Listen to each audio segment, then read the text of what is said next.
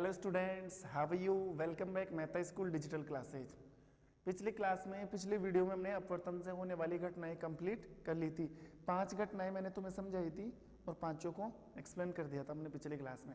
आज की जो क्लास है very important and very important topic today our class. ठीक है, बहुत इंपॉर्टेंट टॉपिक है और इंपॉर्टेंट वर्ड यूज इसलिए कर रहा हूं मैं क्योंकि यहाँ पर इंपॉर्टेंट लग गया ना, समझ लेना इसमें से एग्जाम में क्वेश्चन आने वाला है। और आज का जो टॉपिक है अपवर्तनांक, क्या नाम है उसका? अपवर्तनांक, रिफ्रैक्टिव इंडेक्स। अपवर्तनांक है, अपवर्तनांक को म्यू से प्रदर्शित किया जाता है। किससे? ये जो चिन्ह दिख रहा है ना आपको, इसको बोला जाता है म्यू। या तो म्यू बोल दो, सॉरी, या तो अपवर्तनांक को म्यू से प्रदर्शित किया जाएगा या अपवर्तनांक को प्रदर्शित किया जाता है एन से। किससे? एन से। लेकिन जो एन बनाओगे ना, उसका जो इधर वाला पोर्शन है उसको थोड़ा सा लंबा खींचना है। अपवर्तनांक को या तो म्यू से प्रदर्शित कर दो या फिर अपवर्तनांक को किससे प्रदर्शित किया जाता है? एन से। अब ये तो समझ में आ गया। समझना है कि अपवर्तनांक क्या चीज है। एक अटपटा सा वर्ड लग रहा होगा, ठीक है। लाइट वाले चैप्टर में इतनी क्लासें हमने ले ली, उसमें कहीं पर अपवर्तनांक का नाम भी नहीं सुना। तो अपवर्तनांक के लिए अगर मैं कुछ बात लिखूं तो वो ये है कि अपवर्तनांक दो माध्यमों के बीच, अपवर्तनांक दो माध्यमों के बीच, अपवर्तनांक दो माध्यमों के बीच प्रकाश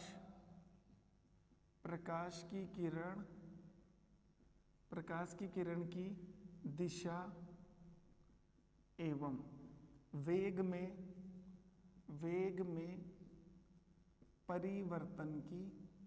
परिवर्तन की घटना है। कहने का मतलब यह है, देखो बिल्कुल इजी लेवल पर समझाऊं ना, तो जैसे मान लो हमारे पास दो माध्यम है, एक जल है और एक वायु है। एक तो प्रकाश की किरण वायु में चल कर आएगी, ऐसे मान लो। देखो ये एक पृथककारी सतह है, ऊपर मीडियम फर्स्ट है, नीचे मीडियम सेकंड है। तो मीडियम फर्स्ट हमने किसको मान रखा है? वायु को। मीडियम सेकंड किसको मान रखा है? जल को। आप सोचो, जब प्रकाश की किरण वायु से चलकर जल में घुसेगी, वायु से चलकर किस में घुसेगी? जल में। तो बताओ इन दोनों माध्यमों के बीच क्या प्रकाश की किरण का वेग नहीं बदलेगा? क्या प्रकाश की किरण की दिशा चेंज नहीं होगी? बस वही चीज अपवर्तनांक होती है। दो माध्यमों के बीच होने वाली घटना है। और घटना किस चीज की है कि माध्यम फर्स्ट में तो प्रकाश की किरण का वेग क्या था और माध्यम सेकंड में प्रकाश की किरण का वेग क्या हो गया, या फिर माध्यम सेकंड में प्रकाश की किरण की दिशा क्या थी और माध्यम सेकंड में प्रकाश की किरण की दिशा कितनी बदल गई। यानी कि माध्यम सेकंड से माध्यम फर्स्ट से माध्यम सेकंड में जैसे ही प्रकाश की किरण आती है तो उसकी दिशा भी बदलती है और उसका वेग भी बदलती है। उसकी दिशा का बदलना, उसके वेग का बदलना, दो माध्यमों के बीच, इसी घटना को बोला जाता है अपवर्तनांक। इसी घटना को अपवर्तनांक। अब आप सोचो, देखो ये वायु है और ये क्या है? जल। तो वायु में प्रकाश की किरण का वेग ज्यादा, मान लो वायु में प्रकाश की किरण का वेग क्या है? v1 है। और जल में प्रकाश की किरण का वेग क्या है? v2 है। ठीक है, यहाँ v1 है और यहाँ v2 है। तो बताओ वायु में प्रकाश की किरण का वेग ज्यादा रहेगा कि जल में? देखो स्पीड की बात करो ना, तो वायु में ही प्रकाश की किरण का वेग ज्यादा होगा, क्योंकि हवा में प्रकाश की किरण को रोकने वाला कोई नहीं है, वो फटाफट सीधी निकलेगी। और जैसे ही वो जल में घुसेगी ना, जैसे ही वो जल में घुसेगी, तो जल तो काफी सघन होता है, काफी डेंस होता है, तो किरण को निकलने में दिक्कत होगी, तो उसकी स्पीड कम हो जाएगी। जैसे एक तो हमारे हाथ को हम हवा में घुमाए, ऐसे आराम से घुमा रहे ना हवा में, क्या इतनी ही आसानी से हम हमारे हाथ को पानी में घुमा सकते हैं? क्या नहीं घुमा सकते ना। तो हाथ की स्पीड क्या हो गई? चेंज हो गई। एक तो हम पक्के फर्श पर दौड़े और सामने आ जाए रेतीली मिट्टी, क्या हमारी स्पीड चेंज नहीं होगी? हमारी डायरेक्शन भी चेंज होगी। हम बिल्कुल सीधे भाग के जा रहे हैं, जैसे ही दलदल या रेतीली मिट्टी में जाएंगे हम इधर चले जाएंगे या फिर इधर चले जाएंगे। तो स्पीड भी चेंज हो गई और दिशा भी चेंज हो गई, दोनों ही चीज चेंज होती है ना। इस घटना को क्या बोला जाता है? अपवर्तनांक। इस घटना को क्या कहा जाता है? अपवर्तनांक। और ये जो घटना है दो माध्यमों के बीच देखी जाती है। ठीक है, अब देखो थोड़ा सा ध्यान देना। अगर मैं ये कहूं कि जैसे मान लो कोई विरल माध्यम है, कौन सा माध्यम है? विरल माध्यम, ठीक है। और एक माध्यम है सघन, सघन माध्यम। एक तो विरल माध्यम है और एक कौन सा माध्यम है, सघन माध्यम। तो विरल माध्यम में प्रकाश की किरण का वेग, प्रकाश की किरण का वेग हमेशा ज्यादा होता है। ये चिन्ह लग रहा ना, इसका मतलब वेग ज्यादा है, क्योंकि विरल माध्यम खाली पड़ा है, उसकी घनत्वता कम होती है, वो बहुत कम डेंस है, आराम से उसमें किरण फ्लो कर सकती है, ट्रेवल कर सकती है। सघन माध्यम में प्रकाश की किरण का वेग, इसको v1 मान सकते हैं, इसको 2, वो क्या हो जाता है, कम। विरल माध्यम में प्रकाश की किरण का वेग ज्यादा होता है तथा सघन माध्यम में प्रकाश की किरण का वेग क्या होता है, कम होता है। एक तो v और एक क्या है म्यू। म्यू का मतलब अपवर्तनांक। तो बताओ अपवर्तनांक ज्यादा किस में होगा, कहने का मतलब यह है कि जल और अगर वायु की बात करें तो बताओ प्रकाश की किरण को ज्यादा किसने झुका दिया। प्रकाश की किरण बिल्कुल सीधी चुपचाप चल के आ रही है, लेकिन जल ने प्रकाश की किरण को झुका दिया, ठीक है। जो जितना ज्यादा प्रकाश की दिशा को चेंज कर सकता है, जो जितना ज्यादा प्रकाश की किरण का वेग चेंज कर सकता है, प्रकाश की किरण का वेग और प्रकाश की किरण की दिशा जो ज्यादा चेंज कर सकता है ना, समझ लेना उसका अपवर्तनांक भी क्या होता है, ज्यादा होता है। तो इसका अपवर्तनांक क्या है, कम है। देखो विरल माध्यम है ना, विरल माध्यम प्रकाश की किरण की दिशा को ज्यादा नहीं बदलेगा, और विरल माध्यम प्रकाश की किरण की दिशा को भी चेंज नहीं करेगा, हल्का फुल्का चेंज करता है लेकिन इतना चेंज नहीं होगा। तो अगर वेग ज्यादा है ना, अगर वेग ज्यादा है तो समझ लेना अपवर्तनांक कम है। वेग ज्यादा है तो अपवर्तनांक कम। वेग ज्यादा का मतलब किरण आराम से निकल रही है, कोई दिक्कत ही नहीं आ रही, बिल्कुल इजी निकल रही है। तो अपवर्तनांक का मतलब क्या होता है, प्रकाश की किरण का वेग कम करना और प्रकाश की किरण की दिशा को चेंज करना। तो विरल माध्यम तो दोनों ही नहीं करेगा, ना तो दिशा चेंज करेगा, ना ही तो दिशा चेंज होगी, ना स्पीड कम होगी। तो विरल माध्यम में अपवर्तनांक क्या होता है, कम, और सघन माध्यम में अपवर्तनांक क्या होता है, ज्यादा। क्यों, सघन माध्यम है, काफी डेंस माध्यम है, गाढ़ा माध्यम है, तो उसमें अगर प्रकाश की किरण निकलती है तो उसकी स्पीड भी चेंज हो जाएगी, ठीक है, और उसकी स्पीड भी कम हो जाएगी और उसकी डायरेक्शन भी बदल जाएगी। मतलब सघन माध्यम विरल माध्यम की तुलना में प्रकाश की किरण को ज्यादा झुका सकता है, उसकी स्पीड को ज्यादा कम कर सकता है, उसकी डायरेक्शन को ज्यादा बदल सकता है। तो जो ज्यादा बदल दे उसी का अपवर्तनांक क्या होता है, ज्यादा। समझ गए, ठीक है। तो इसे बोलते हैं अपवर्तनांक, दो माध्यमों के बीच में होने वाली घटना है। तो अपवर्तनांक, इतनी सारी बातें जानने के बाद अपवर्तनांक का एक फॉर्मूला तैयार करें हम। देखो ऐसे, म्यू या एन लिख दो, माध्यम फर्स्ट में प्रकाश का वेग, मतलब प्रकाश की किरण का वेग, तथा माध्यम सेकंड में प्रकाश का वेग, ठीक है। तो ये ऐसा बन गया, म्यू इक्वल माध्यम फर्स्ट में प्रकाश का वेग क्या है, v1 है, v1 अपॉन v2, ये ऐसा सूत्र बना दिया। अब ध्यान रखना है, इंपॉर्टेंट बात बताने जा रहा हूं। देखो आप कोई भी दो माध्यम ले लो, माध्यम फर्स्ट हमेशा किसको माना जाता है, हवा को। ये अपने दिमाग में डाल लो, किसी भी चीज का अगर हम अपवर्तनांक निकालेंगे ना तो वहां पर हमें माध्यम फर्स्ट किसको मानना पड़ेगा, वायु को, ठीक है। आपकी बुक के अंदर देखना अपवर्तनांक वाले टॉपिक में एक टेबल बनी हुई है। देखो टेबल कैसी है, सबसे पहले है वायु, वायु के बाद में है जल, जल के बाद में है केरोसिन, ठीक है, केरोसिन आ गया, उसके बाद में CH2 है, कार्बन डाइसल्फाइड गैस है, तारपिन है, ठीक है, और हीरा है। तो ये तो क्या है, पदार्थ है, ये तो क्या है, पदार्थ, और इधर है इनके अपवर्तनांक, तो वायु का अपवर्तनांक होता है 1, जल का अपवर्तनांक होता है 1.33, केरोसिन का होता है 1.44, CH2 का होता है 1.54, और तारपिन का होता है 1.1। यहाँ पर कांच भी ले लो, कांच का होता है 1.50, तारपिन का होता है 1.54, और हीरा का होता है 2.42।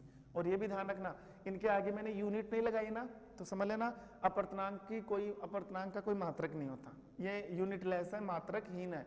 फिर से सुन लो, अपवर्तनांक का कोई मात्रक नहीं होता, ठीक है।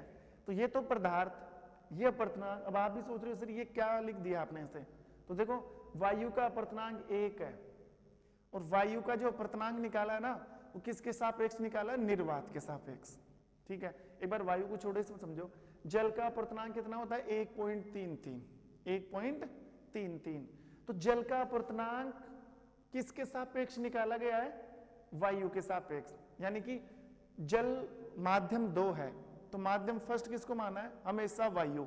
माध्यम फर्स्ट हमेशा कौन रहेगा, वायु रहेगी। तो वायु के तुलना में हमने किसको अपर्तनांक निकाला, जल। और जल का अपर्तनांक 1.33 है ना, इसका मतलब ये है, देखो एक तो है वायु और दूसरा माध्यम कौन सा ले लिया, जल। तो माध्यम फर्स्ट वायु है, माध्यम सेकंड जल है और जल का अपर्तनांक कितना आया 1.33। 1.33 का मतलब ये है कि जल ने वायु की तुलना में प्रकाश की किरण का वेग 1.33 गुना कम कर दिया या प्रकाश की किरण की दिशा को 1.33 गुना ज्यादा झुका दिया इसकी तुलना में। ठीक है, वायु में प्रकाश की किरण का वेग और प्रकाश किरण की दिशा पता नहीं कुछ भी होगी, लेकिन जैसे ही वो जल में आई ना तो जल में उसकी स्पीड, वायु से जब प्रकाश की किरण जल में घुसेगी तो स्पीड कम होगी और जल ने वायु की तुलना में प्रकाश की किरण का वेग 1.33 गुना कम कर दिया या 1.33 गुना ज्यादा उसको झुका लिया अपनी तरफ। ठीक है, इस चीज को बोलते हैं अपर्तनांक। अब केरोसिन की बात करोगे तो केरोसिन का 1.44 है, तो केरोसिन में भी माध्यम फर्स्ट कौन है, वायु। हर चीज का जो अपर्तनांक निकला हुआ ना वहां पर माध्यम फर्स्ट हमेशा किसको माना गया है, वायु को। वायु माध्यम फर्स्ट रहेगा, बस ये चेंज होता रहेगा। जल की जगह केरोसिन ले लो तो अपर्तनांक कितना 1.44, मतलब केरोसिन ने जल की तुलना में प्रकाश की किरण का वेग 1.44 गुना कम कर दिया।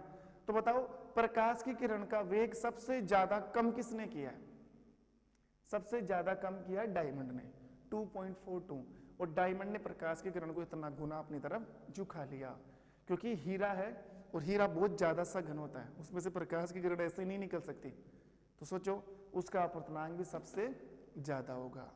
तो ऐसे दो माध्यमों के बीच क्या निकाले जाते हैं, अपर्तनांक। अब दूसरी बात मैं तुम्हें ये बताऊं कि ये मान निकले कैसे, कि सर ये कैसे आया, तो मैं वो भी निकालना सिखा दूंगा। देखो अपर्तनांक निकालने के लिए हमें ये सूत्र अप्लाई करना पड़ेगा, हमें ये सूत्र, और अगर इस सूत्र को मैं थोड़ा सा चेंज करूं ऐसे, म्यू 2 1/v1/v2। देखो यहां पर मैंने 2 और 1 लिखा है, 21 नहीं है ये, कहीं तुम 21 समझ लो, 2 और 1 है। तो कहने का मतलब ये है कि हमेशा 2 का मतलब माध्यम 2, 1 का मतलब माध्यम 1। तो ध्यान रखना, ये जो बात बोलने जा रहा हूं नोटिस करना, हमेशा हमेशा माध्यम 2 का अपर्तनांक निकाला जाता है माध्यम 1 के सापेक्ष। अपर्तनांक जो निकालेंगे ना वो 2 का निकालेंगे, किसके सापेक्ष, 1 के सापेक्ष। यानी कि माध्यम 2 का अपर्तनांक निकाला जा रहा है माध्यम 1 के सापेक्ष, और माध्यम 1 तो हमेशा क्या रहता है, वायु रहती है। ठीक है, और माध्यम 2 क्या है, जिसका अपर्तनांक हम निकाल रहे हैं। जैसे मान लो मैं ये कहूं कि माध्यम फर्स्ट है वायु और माध्यम सेकंड है कांच, तो बताओ अपर्तनांक किसका निकलेगा, कांच का निकलेगा, किसके सापेक्ष, वायु के सापेक्ष। तो फॉर्मूला क्या बन जाएगा, म्यू बराबर v/v1/v2। तो यहाँ पर 2 1 नहीं आएगा, यहाँ पर माध्यम 2 कौन है, कांच, तो ग्लास होता है ना उसकी जगह हम जी लिख देंगे। माध्यम 2 ग्लास है तो जी लिख दिया, और माध्यम 1 कौन है, वायु, तो हम क्या लिख देंगे, ए लिख देंगे, ए का मतलब एयर। और ये v1 क्या है, v1 है माध्यम फर्स्ट में प्रकाश का वेग, तो माध्यम फर्स्ट तो कौन है, हवा है ना, तो यहाँ पर ए लिख देंगे और यहाँ पर क्या लिख देंगे, जी लिख देंगे। बस सिखा दिया ना, यही तरीका होता है अपर्तनांक निकालने का यही तरीका अपर्तनांक निकालने का। देखो अब जैसे मैं तुम्हें एक क्वेश्चन करके दिखाऊं कि जल का अपर्तनांक 1.33 कैसे आया, जल का अपर्तनांक 1.33 कैसे आया। तो ध्यान देना, आप किसी भी चीज का अपर्तनांक निकाल सकते हो। अगर आपको माध्यम फर्स्ट में प्रकाश का वेग बताओ, माध्यम सेकंड में प्रकाश का वेग पता हो, तो माध्यम फर्स्ट में प्रकाश के वेग में माध्यम सेकंड के प्रकाश का वेग का भाग लगा दो, उस चीज का क्या निकल जाएगा, अपर्तनांक निकल जाएगा। देखो एक बार,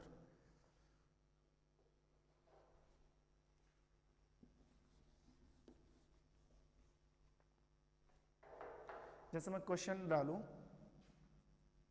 कि वायु के सापेक्ष जल का अपवर्तनांक, वायु के सापेक्ष जल का अपवर्तनांक निकालना है, जल का अपवर्तनांक निकालना है। तो वायु के सापेक्ष, तो मीडियम फर्स्ट कौन हुआ, वायु, मीडियम सेकंड कौन हुआ, जल। तो जल का अपवर्तनांक निकालना है किसके सापेक्ष, वायु के सापेक्ष। तो फॉर्मूला क्या बन जाएगा, म्यू किसका निकालोगे, वाटर का, किसके सापेक्ष, एयर के सापेक्ष। मीडियम फर्स्ट कौन है, एयर, मीडियम सेकंड कौन है, वाटर। अगर हमें वायु में प्रकाश का वेग पता है, अगर हमें जल में प्रकाश का वेग पता है, तब तो कोई दिक्कत ही नहीं है, तब तो कोई दिक्कत ही नहीं है, भाग दे दो, आंसर निकाल दो। लेकिन ध्यान रखना, फिर आप सोचोगे सर ये मान में कैसे पता होंगे।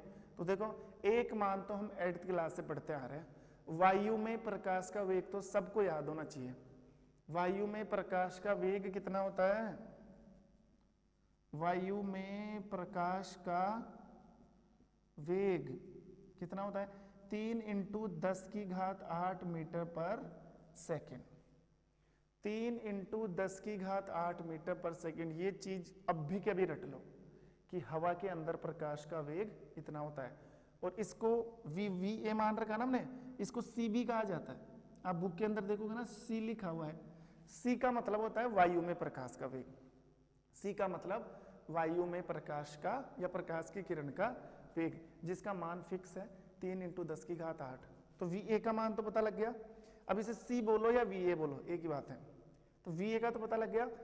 और जल के अंदर प्रकाश की किरण का वेग कितना होता है, जल में प्रकाश का वेग यानी कि VW कितना होता है, 2 × 10⁸, 2 × 10⁸। तो दोनों के मान मिल गए ना, ठीक है। अब आपको ये 2 वाला याद नहीं करना, ये तो मैंने बताया इसलिए तुम्हें समझ में आ रहा है। ये तो वैल्यू याद हो नहीं होनी चाहिए कि हवा में प्रकाश का वेग कितना होता है, 3 × 10⁸, क्योंकि इन सब का जो अपवर्तनांक निकाला है ना, माध्यम फर्स्ट किसको मान के निकाला है, वायु को। तो देखो अपवर्तनांक किसका निकाल रहे हैं, वाटर का, किसके सापेक्ष, एयर के। तो VA का मान कितना है, 3 × 10⁸, नीचे क्या है 2 × 10⁸। ये कैंसिल हो गया, 3 में 2 का भाग दोगे तो कितना आ जाएगा, 3 में सॉरी फॉर दैट, ये माध्यम सेकंड जल नहीं है, ये कांच है, क्योंकि ये जो वेग है ना ये कांच में है, ये किस में है माध्यम सेकंड कांच है। तो W की जगह G कर दो, W की जगह G, मतलब ग्लास का अपवर्तनांक निकाल रहे हैं किसके सापेक्ष, एयर के सापेक्ष। तो ये जल में नहीं है, कांच में, कांच में प्रकाश का वेग कितना है। तो अब देखो कितना आया, 3/2, 3/2। तो 2 का भाग 3 में दोगे तो कितना आ जाएगा, 1.5, तो 1.5 आया ना। तो आप देख लो ग्लास का अपवर्तनांक यानी कि कांच का अपवर्तनांक हवा के सापेक्ष 1.5 आया। तो इस टेबल में देखो ये रहा कांच, आ रहा ना 1.5, 0 से कोई मतलब नहीं है, 1.5। तो ऐसे किसी भी चीज का अपवर्तनांक निकाल सकते हैं। शर्त यह है कि माध्यमों में, दोनों माध्यमों में प्रकाश का वेग पता होना चाहिए। तो एक में तो पता है ही ना, 3 × 10⁸ है, दूसरा याद होना चाहिए, ठीक है। अगर आपको अपवर्तनांक दिया हुआ है, देखो एग्जाम में क्वेश्चन कैसे आता है समझा दूं। अपवर्तनांक में जैसे मैं आपको पूछ लिया कि माध्यम फर्स्ट वायु है, माध्यम सेकंड क्या है, केरोसिन है, ठीक है। तो केरोसिन का अपवर्तनांक आपको दिया हुआ है क्वेश्चन में 1.44, ठीक है। और वो पूछेगा केरोसिन में प्रकाश का वेग बताइए, प्रकाश का वेग बताइए। तो अगर केरोसिन के सापेक्ष निकाल रहे हैं, किसका निकाल रहे हो, केरोसिन का, किसके सापेक्ष, एयर के, तो ये आना चाहिए। यहाँ पर क्या हो जाएगा, केरोसिन VK हो जाएगा ना। तो VA का मान तो पता हमें 3 × 10⁸ है, VK कैसे निकालोगे, लेकिन ये तो दिया हुआ ना हमें, केरोसिन का हवा के सापेक्ष अपवर्तनांक कितना, ये क्वेश्चन में मिलेगा 1.44। कोई दिक्कत नहीं है, इस राशि को इधर ले आना, इस राशि को इधर ले आना, केरोसिन के अंदर प्रकाश की किरण का वेग पता चल जाएगा। तो ऐसे क्वेश्चन आते हैं, ठीक है। इस चीज को बोला जाता है अपवर्तनांक। क्या बोला जाता है? अपवर्तनांक। अब एक चीज और देख लो, अपवर्तनांक किन किन चीजों पर निर्भर करता है?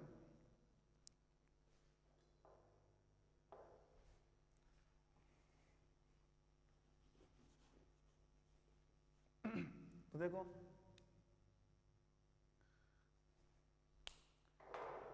ये मेथड था किसका? अपवर्तनांक का। अपवर्तनांक के बारे में आपने थोड़ा बहुत तो जाना ही है, फिर से एक बार रिवाइज करवा दूं। अपवर्तनांक क्या चीज होती है? अपवर्तनांक दो माध्यमों के बीच एक होने वाली घटना है, और वो घटना किस चीज को लेकर है? प्रकाश की किरण के वेग को लेकर और प्रकाश की किरण की दिशा को लेकर। आपको ये देखना होता है कि माध्यम 2 ने प्रकाश की किरण के वेग को कितना कम कर दिया या उसकी दिशा को कितना चेंज कर दिया, ठीक है, वो होता है। तो अपवर्तनांक की टेबल बनी होती है, मतलब जो इसके मान आ रहे हैं ना, वो हवा के सापेक्ष निकाले गए हैं।